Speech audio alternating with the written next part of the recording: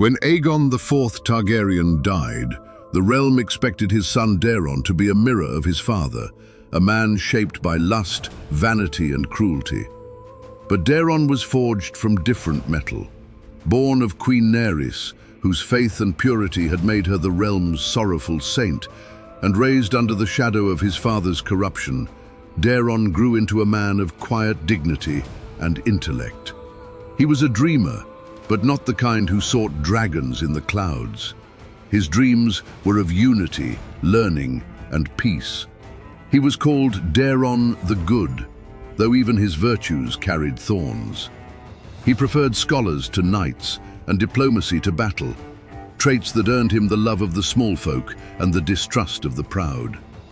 The nobles whispered that he was too gentle for the Iron Throne, too soft for a realm built on blood.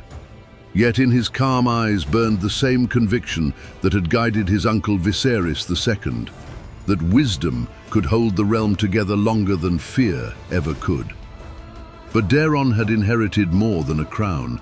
He had inherited a curse, his father's dying gift.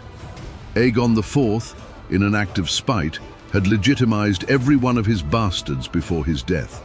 Dozens of men and women, noble and base-born alike, were now Targaryens in name and ambition.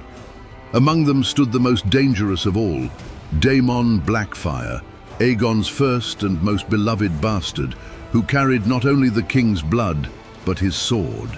Blackfyre, the blade of conquest itself. From the first days of his reign, Daeron II Targaryen sought to heal what his father had poisoned.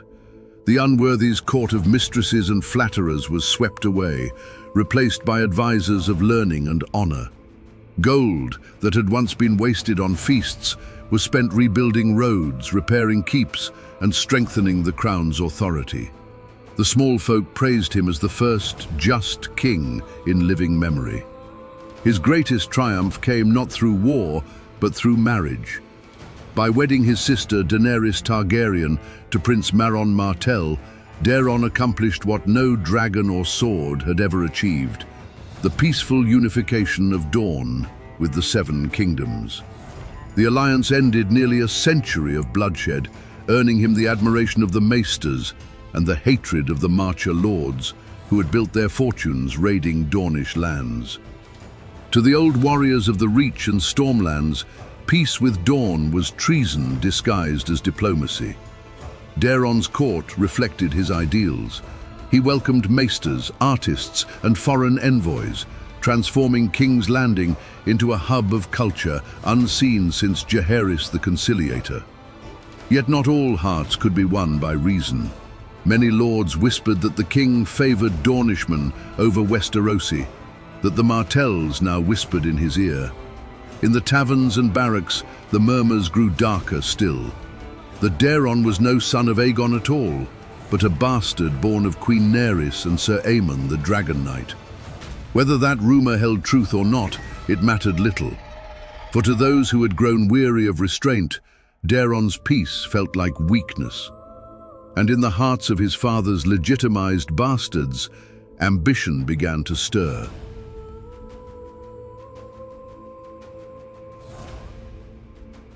Foremost among those bastards was Daemon Blackfyre.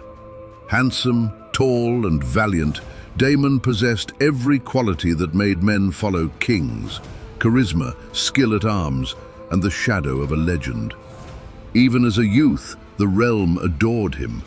The songs called him the Dragon Reborn. When his father Aegon IV had gifted him the ancestral Valyrian steel sword Blackfyre, it was more than a weapon. It was a symbol of kingship. And many believed it was also a sign of inheritance. At first, Daemon served loyally.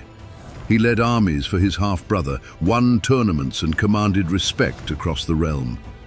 But envy is a fire that needs little kindling. Lords who resented the king's Dornish ties whispered that Daemon, not Daeron, was the true heir, the son of the king's body, not a bastard of his queen's heart. The Marcher lords, ever hungry for war, flocked to him. They called themselves true dragons, and painted their banners black. In the royal court, Daeron saw the storm gathering. He tried to cool the flames through diplomacy, granting lands, honors, and marriages to his half-brothers. To Brynden Rivers, he gave the post of Master of Whisperers. To Aegon Rivers, he granted command of the Golden Company. But jealousy ran deeper than favor. When Daemon married Rohan of Tyrosh and fathered sons of his own, his supporters began to speak openly of bloodlines, honor, and destiny. And in those whispers, rebellion was born. The first Blackfyre Rebellion began as a spark in the Reach and blazed into a war that split the realm in two. Daemon Blackfyre declared himself king, unfurling a black dragon banner against the red of his half-brother. "The realm must be ruled by strength," his followers cried, "not by peace bought with foreign brides."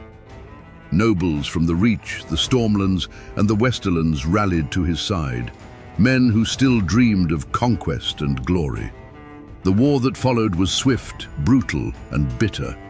Brothers fought brothers, fathers killed sons.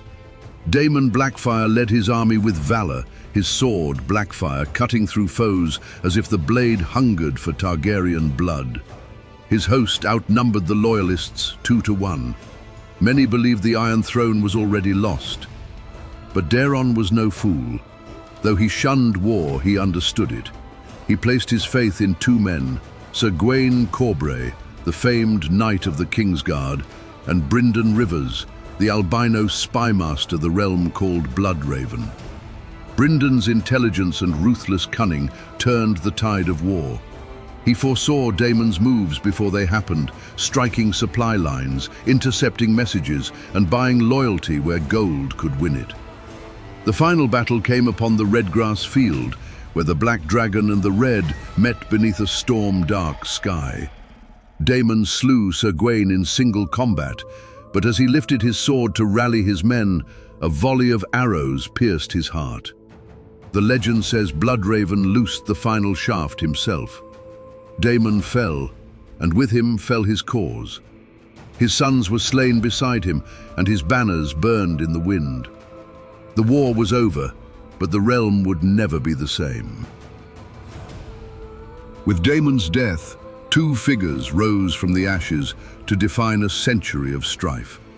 Brynden Rivers, the king's half-brother known as Bloodraven, became the king's most powerful and feared servant, the spider who ruled through whispers and shadows. His pale eyes saw through walls and secrets alike, and his network of informants stretched across every keep and court. To some, he was the savior of the realm. To others, a monster who made peace through terror.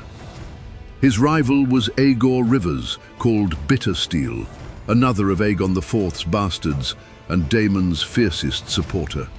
Proud, passionate, and vengeful, he fled Westeros after the rebellion, swearing vengeance. In exile, he gathered the surviving Blackfyre loyalists and founded the Golden Company, a sellsword army bound by blood and oath to one purpose: to place a Blackfyre on the Iron Throne. Even in victory, King Daeron II was haunted by the cost. Thousands lay dead, fields burned, and families torn apart. The songs called him the Good, but his reign was a fragile peace built on sorrow. He ruled wisely for another decade, fostering learning and diplomacy, but the wound in House Targaryen never healed. In his later years, Daeron governed from a throne that no longer inspired awe, only weariness. He sought to strengthen ties with Dorne and the free cities, and to secure the realm his father had divided. Yet fate would not grant him rest. In 209 AC, a terrible plague swept through Westeros, the Great Spring Sickness. It claimed tens of thousands, among them Daeron II Targaryen, the Good King. When the bells tolled in King's Landing, the realm mourned not only the man, but the last breath of unity it would ever know. His son, Aerys I, would inherit the throne, a scholar too distracted to rule, while the shadows of rebellion lingered and the Blackfyres waited across the narrow sea. Daeron's reign had begun with peace and ended in blood.